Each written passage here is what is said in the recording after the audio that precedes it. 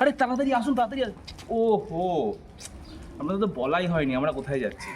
আজকে আমরা যাচ্ছি ইচ্ছাকুঠিতে, যেটা আছে আছে মঙ্গলগঞ্জে ইছামতি নদীর ধারে। তো আপনাদের মনে ডাউট আসছে না কি আছে? অনেক কিছু। আজকে আছে বোট রাইড, সঙ্গে আছে অ্যাডভেঞ্চার। অ্যাডভেঞ্চারটা হচ্ছে kind of a expedition. Expedition কোথায়? নীলকুঠিরে। ইন্টারেস্টিং লাগছে তো?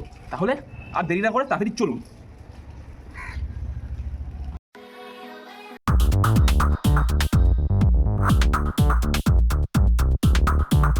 এগিয়ে চললাম কলকাতা নেতাজি সুভাষচন্দ্র বোস এয়ারপোর্টের পাশ দিয়ে, বারাসাত হয়ে কল্যাণী এক্সপ্রেস ধরে।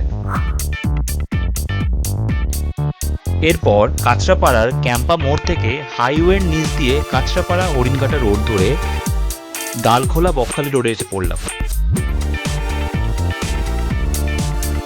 যেতে যেতেই ভাবছি প্রায় 200 বছর আগেকার একটা বাড়ি, যা নীলকুঠি নামেই পরিচিত মঙ্গলগঞ্জে, আর পাশেই নদীর একটা স্নিগ্ধতা। এক্সপেকটেশনটা কিন্তু টপ লেভেল একদম। এই যে এই যে শুনছো, আকাশ কুসুম স্বপ্ন দেখা ছেড়ে বাইকটা ঠিক করে চালাও নাকি? ও হ্যাঁ হ্যাঁ, সরি, আমি তো ভুলেই গেছিলাম যে এখনো আধা রাস্তা বাকি। আজ কিন্তু আমরা শুধু দুজন নই, কলকাতার অন্য প্রান্ত থেকে আসছে আমাদেরই খুব ক্লোজ ফ্রেন্ড। ফ্যামিলি বলাটাই কিন্তু বেটার হবে, অরিজিৎ আর পল্লবী। ওরাও টুলিয়ারেই আসছে, জাস্ট একটু পিছনে আছে। এরা দুজন আমার দেখা one of the best couples. Local ট্রান্সপোর্টে আসতে চাইলে এখান থেকে আপনাকে গাইড করে দেবে এবং বলে দেবে কীভাবে আপনি টোটো চেঞ্জ করে করে আপনি এখানে পৌঁছাবেন, অথবা নিয়ারেস্ট স্টেশন যেটা হচ্ছে বনগাঁ স্টেশন, ওখান থেকে আপনি যদি ডিরেক্ট টোটো রিজার্ভ করে এখানে আসতে চান, ওরা সেই ব্যবস্থা পুরো করে দেবে। আপনাকে কন্ট্যাক্ট নাম্বার সব ডিটেলস আপনাকে দিয়ে দেবে।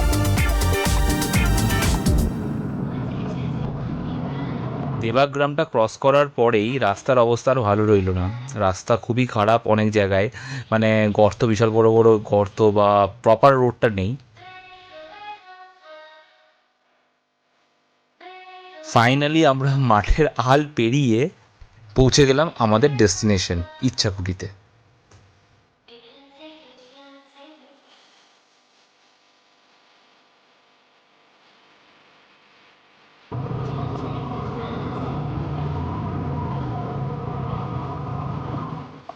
ফাইনালি অনেক কঠোর রাস্তা, কঠিন রাস্তা পরে আমরা ইচ্ছাকুঠিতে পৌঁছে গেছি। দেখতেই পাচ্ছেন এই সামনের এই কটেজটাতে আমরা থাকবো। এগুলো হচ্ছে ট্রি হাউস দুটো, আর স্টার্টিংয়েই আমাদের দেওয়া হয়েছে অরেঞ্জ ওয়েলকাম ড্রিঙ্কস। রিসেপশনে 80s গান চলছে, অজান্তেই কখন যে গানটা নিজের মধ্যেই গুনগুন করতে আরম্ভ করলো সেটা বুঝতে পারলাম না। চলুন এবার ঘুরে দেখা যাক রিসর্টটাকে। সামনে দেখতে পাচ্ছেন এটা হচ্ছে ব্যাম্বু কটেজ, এগুলো হচ্ছে টেন্ট। আর গিয়ে দেখি পিছনে আছে ট্রি হাউস। ট্রি হাউস যাওয়ার জন্য এখান থেকে উপরে যেতে হবে। আর ওই কোনায় ওটা হচ্ছে ক্যাফেটেরিয়া, যেখানে মানে ডিনার বা লাঞ্চ সার্ভ করা হবে। এগুলোকে বলা হচ্ছে সামোসা কটেজ। ছোটো ছোটো কটেজ, বাট অ্যাটাচ বাথরুম একদমই নেই এগুলোর সাথে আর এই টেন্টের সাথে। তো বাথরুমটা শেয়ার। এখানে রুমের চার্জটা পার হেড বেসিস। রিসর্ট থেকে যে প্রাইস আমাদের প্রোভাইড করা হয়েছিল সেটাই আমি আপনাদের দেখালাম, বাকিটা আপনাদের বুকিং টাইমে ডিসকাশনের উপর ডিপেন্ড করবে। এই প্রাইসের মধ্যে ইনক্লুড থাকবে থাকা, 4 টাইমস খাবার, আর অ্যাক্টিভিটিস বলতে বোট রাইড আর নীলকুঠি ভিজিট নাইট টাইম। ও, আলাদাই ফিলিং, বাস দিয়ে বানানো। আইডিয়াটা কিন্তু অভূতপূর্ব। আর এখন সামনে রান্না বান্নার কাজ চলছে।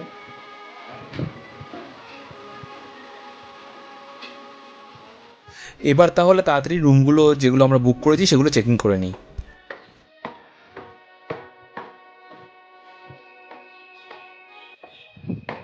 আমাদের ঘর এটা, তো এখানে কাপবোর্ড দেওয়া আছে। এটা অলমোস্ট বলতে গেলে এটা 3-4 জনের এরিয়ার, মানে 3-4 জন এই রুমে থাকতে পারবে। অবভিয়াসলি বসার জন্য সোফার ব্যবস্থা করা আছে, টেবিল চেয়ার, মানে পুরোপুরি ওয়েল মেনটেন্ড। এখানে ওয়াশরুম একবার চেক করে দেখাচ্ছি আপনাদের। ওয়াশরুমও ওয়েস্টার্ন উইথ গিজার, প্রবলেম হবে না শীতকালে আসলে। So all together it's a good one. আমরা টোটাল 4 জন এসেছি, তো 2 রুম পাশাপাশি নিয়েছি। তো এটাও আর একটা, তো অলমোস্ট অনেক বড় রুম এটা, মানে অ্যাটলিস্ট যদি 4 জন একসাথে থাকা যায় তাতেও কোনো অসুবিধা নেই। 3 আমরা জনের বেড ডিলাক্স কটেজের রুমগুলো বুক করেছিলাম, যেটা অ্যাকচুয়ালি এখানকার প্রিমিয়াম ক্যাটাগরিতে পড়ে। লাস্ট মোমেন্টে 10 বাদ দিলে এই অপশান ছাড়া আর কোনো আদার অপশান ছিল না, তাই জন্য এটা ফাইনালি বুক করা। আমরা চলে এসেছি এখন ছাদে। ও, এটা গ্রামের দিকে আসলে একটা আলাদাই ভাইব লাগে। এই যে গ্রামের যে সবুজ, একটা মাটির গন্ধ, একটা গাছের আলাদা এনভায়রনমেন্ট, মানে কিছু বলার নেই। মানে এত সেই সিনিক বিউটি প্লেজেন্ট একটা, মানে মনে হচ্ছে ফ্রেশ এয়ার নিচ্ছি একদম। হ্যাঁ, মানছি এখানে রাস্তা আস্তে আস্তে অনেক প্রবলেম, রাস্তা অতটা কমিউনিকেশন বেটার নয়, অনেক প্রবলেম আছে। স্টিল মানে এখানে আসলে এমনি আমাদের অসুখ বিসুখ সেরে যাবে। দেখুন ওই করে দেখতে পাচ্ছি এখানে ধান চাষ হচ্ছে, সামনে কলা গাছের বাগান, অপোজিট দিয়ে পুরো জঙ্গল। এই জায়গাটা আর একটা ইন্টারেস্টিং ফ্যাক্ট যেটা আপনাদের প্রথমে বলতে ভুলে গেছিলাম, সেটা হচ্ছে এখানে আছে বিভূতিভূষণ ডিয়ার পার্ক, একদম কাছেই, যেটাকে বলা হয় পারমানেন্ট ফরেস্ট। তো সেটা এখান থেকে একদম কাছে, জাস্ট ইছামতি নদী ক্রস করলেই আপনার পারমানেন্ট মানে ওই ফরেস্ট এরিয়াতে পৌঁছতে পারবেন। এবং নদী ক্রস করার জন্য বোটে করে যেতে হবে, মাত্র 10 টাকা করে পার হেড। তো এটা one of the main attraction এখানকার। আর ইছামতি নদীর একটা বোট রাইড তো আছেই। আর নীলকুঠি, যেটা মানে অনেক পুরনো একটা, মানে ব্রিটিশ টাইমের বাড়ি বলতে পারেন। তো সেই সময়কার বাড়ি, একটা রাত্রিবেলা একটা অ্যাডভেঞ্চার যাওয়া, ওটা তো ওয়ান অফ অ্যানাদার, মানে একটা এখানকার অ্যাট্রাকশন, মেন অ্যাট্রাকশনগুলোর মধ্যে। এবার ফ্রেশ হয়ে লাঞ্চের জন্য চলে আসলাম। সবজি, ডাল, ভাজা, মাছ, চাটনি, পাঁপড় দিয়ে পেট ভরে খেলাম একদম। আসলে খিদেটাও খুব পেয়েছিল। এবার ইছামতি নদীতে নৌকা বিহারের সবাই মিলে বেরিয়ে গেছি এখন বোট রাইডের জন্য। তো বোট রাইডের আমরা 4 জনের জন্য একটা কুপন পেয়েছি। তো এটা বললো জাস্ট ওখানে গিয়ে মাঝিদের ভাইদের দেখাতে। ওখানে অনেকেই আছে, তো যাকেই দেখাবো সে অ্যাকসেপ্ট করে আমাদের টোটাল বলেছে যে আপাতত 1 ঘন্টার একটা বোট রাইড দেবে। তো এই রাস্তায় এখন হেঁটে যাচ্ছি, তো ওখানেই দেখা হচ্ছে আপনাদের সাথে। চলো। এ ব্যালেন্স কাকা কাকা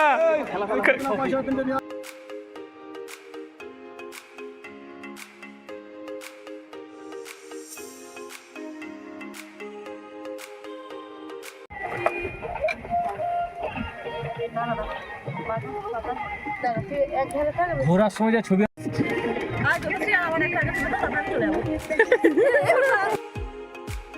উফ, শান্ত নদী, হালকা হাওয়া, পেট ভরা খাবার, কি ঘুমই না আসছিল। তাহলে বলুন, আসতে ইচ্ছা করছে তো এবার আপনাদের? তবে আমি সাজেস্ট করব অক্টোবর টু মার্চ এর টাইমটাই বেস্ট এই জায়গাটা আসার জন্য।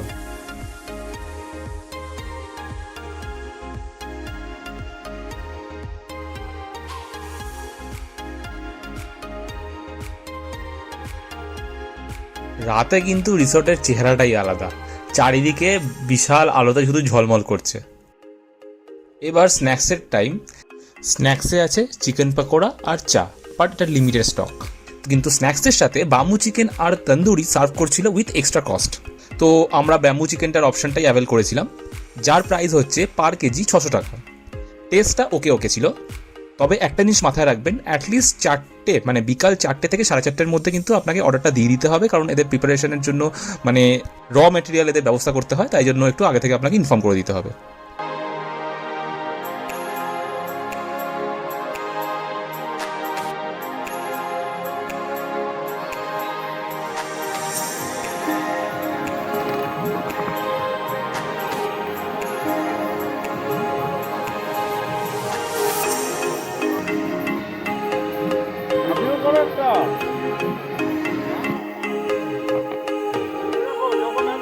আমরা গেছিলাম ফেব্রুয়ারির ফার্স্ট উইকের দিকে, তো তখনও ঠান্ডার কিন্তু একটা ভালো রেঞ্জ বজায় আছে। আর যেটা যেহেতু এটা গ্রামের অনেকটাই ভিতরে, তো এখানে ঠান্ডাটা ভালোভাবে আমরা উপলব্ধি করছিলাম। আর এই ঠান্ডায় এই আগুনে হাত পা শেখার যে আলাদা একটা যে আরাম, সেটা তো আপনারা সবাই জানেন। বাসের উপরে কত কাজ।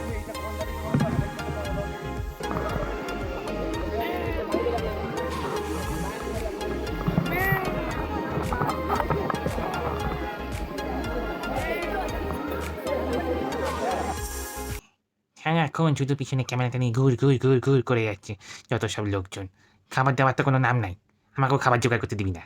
যা এখান থেকে, খাবারটা খাই একটু অন্য জায়গা থেকে চেপে। কুচকুচে অন্ধকার আমরা বেরোচ্ছি নীলকুঠিরের জন্য। এটা একটা কাইন্ড অফ নতুন এক্সপিরিয়েন্স, অ্যাডভেঞ্চার। তো জানি না কীরকম হবে, তো দেখা যাক। সব রেডি, হাতে হেরিকেন, লাঠি নিয়ে দাদা একদম রেডি। তো আমরা অল টুগেদার একজন মানে 10-15 জন মিলে যাচ্ছি এখন আপাতত। তারা গ্রুপে গ্রুপে নিয়ে যাবে। তো এখন দাদা দাঁড়িয়ে আছে, যারা কারা আসতে চায়। সবাই টর্চ যাচ্ছে, পড়ে যাবে তুমি। সবাই মিলে যাচ্ছি আমরা নাকি? হ্যাঁ, মনে হচ্ছে প্যারেডে যাচ্ছে।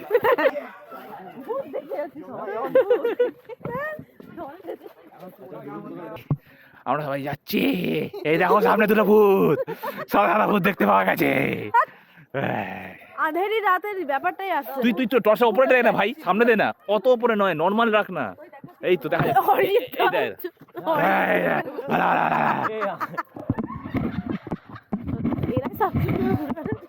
এখানে অনেক ভূত দেখতে পাওয়া যাচ্ছে চারিদিকে, আপনারা সবাই শুনতে পাচ্ছেন, আসছে।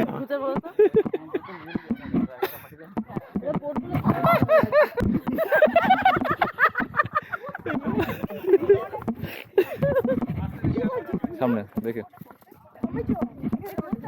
এই নীলকুঠিতে আসার জন্য যিনি গাইড ছিলেন তিনি নীলকুঠির ব্যাপারে আমাদের একটা সুন্দর এবং রোমাঞ্চকর একটা ইতিহাস বললেন। তো আমরা অনেকেই জানি না বাংলার এইসব পুরনো অনেক ইতিহাস জুড়ে রয়েছে বাংলার কোনায় কোনায়, যেটা আমাদের পুরোপুরিভাবে অজানা। নীল চাষিদের ওপর যে কতটা অত্যাচার করা হতো তার আমরা তো পড়েইছি, বাট আমাদের গাইডের মুখেও আমরা সে ব্যাপারে একটা বিস্তারে জানলাম যে এখানে কীভাবে জিনিসগুলোকে প্রসেস করা হতো।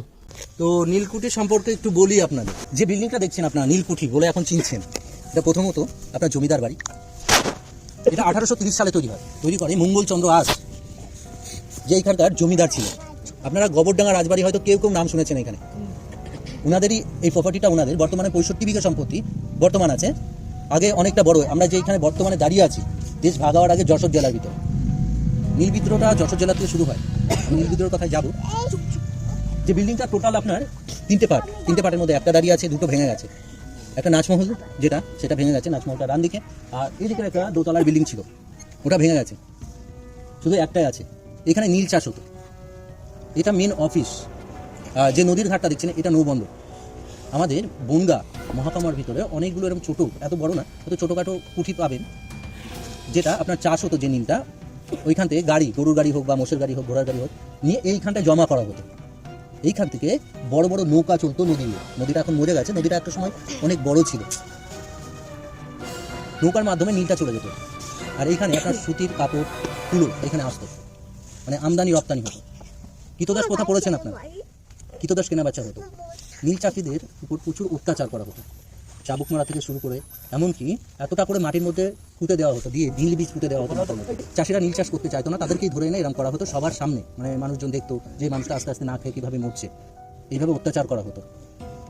ভিতরে আন্ডারগ্রাউন্ড আছে, ওটা আমরা জানি না যে কোথায় উঠেছে বা কী বৃত্তান্ত।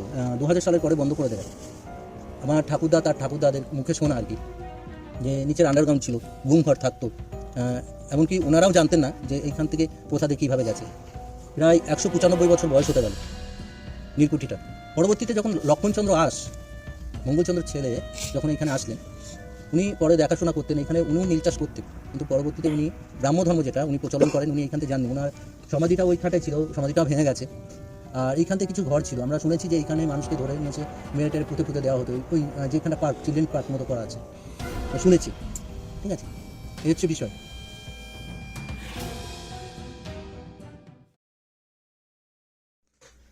রাতের ডিনারে ছিল পোলাও, মাংস আর মিষ্টি।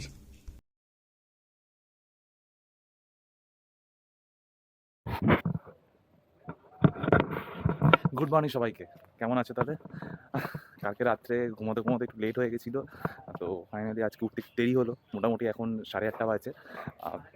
তা আমরা এখন মানে আমাদের ওখানে বলে গেছে যে ব্রেকফাস্ট আছে। এখন ব্রেকফাস্টে আজকে আছে লুচি, তরকারি, মিষ্টি, এসব নিয়ে আজকে ব্রেকফাস্ট। তো এখন আমরা আজকে ভাবছি যে ব্রেকফাস্টটা জাস্ট করেই লাগেজ প্যাকিং করে একদম আমরা বেরোবো বিভূতিভূষণ ডিয়ার পার্কের জন্য, যেটা হচ্ছে পারমানেন্ট ফরেস্ট। তো সেটাতে একটু আমরা দেখতে বেরোবো, ওটা একটু ঘুরে তারপরে আমরা আজকে ঘরের দিকে আবার ব্যাক করবো। তো আপাতত চলুন দেখি, একটু তাড়াতাড়ি করতে হবে কারণ অনেকটাই লেট হয়ে গেছে। আর যেটা আমাদের প্রত্যেকবারই হয়। তো হ্যালো, তো আমরা এখন যাচ্ছি বিভূতিভূষণ ডিয়ার পার্কের দিকে। তো যেটা আমি সকালে বলেছিলাম, তো আর এটাকে আমাদের অ্যাকচুয়ালি আগে নাম ছিল পারমানেন্ট ফরেস্ট। তো বাট এখন এটাকে বিভূতিভূষণের উদ্দেশ্যে এটাকে দেওয়া হয়েছে, ওনার উদ্দেশ্যে এটাকে নাম চেঞ্জ করা হয়েছে। তো এটাকে এখন দুটো নামই সবাই জানে। তো আমরা সামনে দেখতে পাচ্ছি যে ওখানে বোট রাইড আছে। তো ওই কালকে যেখান থেকে আমরা বোট রাইড স্টার্ট করেছিলাম, যে বোট রাইড মানে এই ইছামতি নদীর জন্য যে বোট রাইডটা করেছিলাম, ওই বোট রাইড করেই আমরা জাস্ট নদীর ওই পারে যাবো আজকে। ওই পারে ওই পুরো এরিয়াটা পারবতন ফরেস্টের আন্ডারে পড়ে।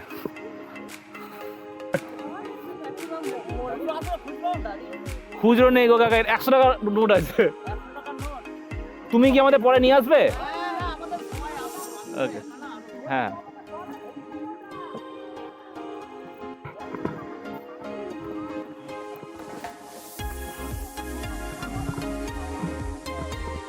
আমরা নৌকা থেকে নেমে ফরেস্টে চলে এসেছি। তো হাঁটছি, এখানে অলরেডি এটা জাল দিয়ে ব্যারিকেড করা আছে। তো দেখি এটা কত দূর চলে যাবে ব্যারিকেডটা। আর এখান দিয়ে আমরা আসলাম নৌকা থেকে নেমে।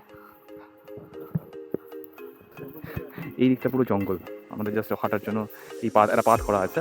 এই দিকটা পুরো জঙ্গল। তো দেখতে পাচ্ছেন